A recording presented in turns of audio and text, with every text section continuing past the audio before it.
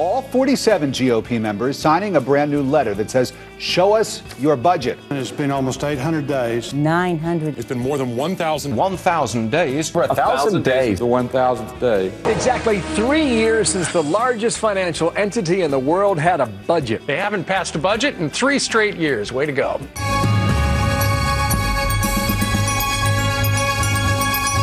The money's been spent.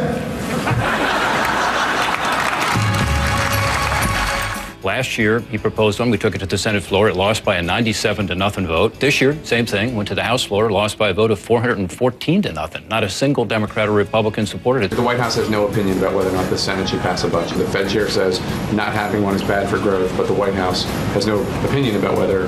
I have no opinion. The White House has no opinion. White House spokesman said no, they didn't have a position on the fact that the majority leader said there would be no Senate budget. No opinion on whether the United States Senate, his party, the Democratic Party in charge of the United States Senate, should have a budget. Democratic National Committee blaming Republicans for the Senate's failure to pass a budget, even though Democrats, by the way, control the Senate. Leadership simply refuses to ask their members to commit themselves. The Democrats control the committee. They can pass a budget. I'm very discouraged about the fact that we're not going to move forward. If the Budget Control Act is sufficient, why did the president put forward a budget? We need to reject that notion that what we did to raise the debt ceiling is an adequate substitute for what this committee is chartered to do under law. It's time that we got more responsible and more transparent in our budget process. A budget serves as an economic blueprint for the nation's future. You have to have a budget. Why in the world are we in the Senate if we're not willing to take hard votes